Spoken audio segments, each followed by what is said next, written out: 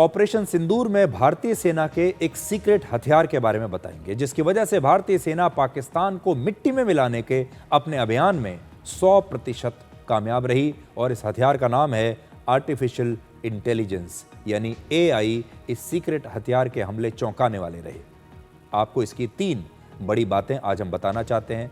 Operation सिंदूर के दौरान AI की मदद से भारतीय सेना ने पहले लक्ष्य की पहचान की और पहचान करके 94% तक सटीक हमले किए, यानी हर 10 में से 9 हमले बिल्कुल ठीक निशाने पर गए, जिसमें आतंकवादियों या फिर पाकिस्तानी सेना के ठिकानों को पूरी तरह से नष्ट कर दिया गया।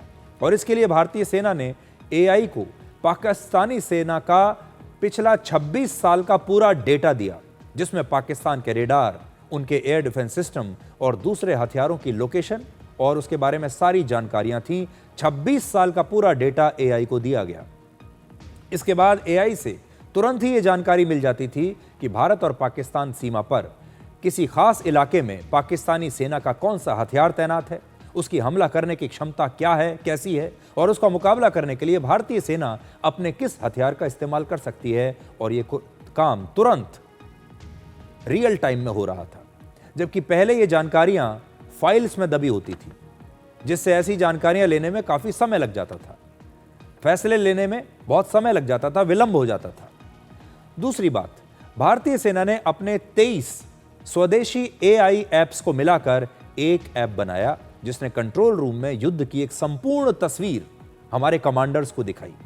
यानी ड्रोन्स, सैटेलाइट्स और दूसरे सभी सेंसर सहित हर सोर्स से जो भी जानकारी आ रही थी, जो भी तस्वीर आ रही थी, जो भी डेटा आ रहा था, उस सब को मिलाकर एक साथ दिखाया गया। और इससे हमारी सेना के कमांडर्स को भी युद्ध की लाइव तस्वीरें मिल रही थी और युद्ध की लाइव जानकारी मिल रही थी रियल टाइम में। और तीसरी बात यह कि युद्ध में मौसम की जानकारी बहुत महत्वपूर्ण होती है, और भारतीय सेना को अपने ऐप, जिसका नाम है अनुमान 2.0, इस ऐप से अगले 48 घंटों के मौसम और हवा की गति और इस प्रकार की सभी जानकारियां मिल रही थी, जिससे हमारी सेना की तोप को लंबी दूरी तक सटीक निशाना लगाने में बहुत मदद मिली।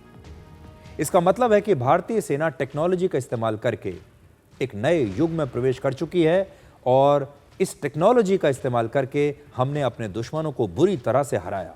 और अब युद्ध सिर्फ मैदानों में नहीं, बल्कि AI और डेटा सेंटर्स की मदद से लड़े जा रहे हैं।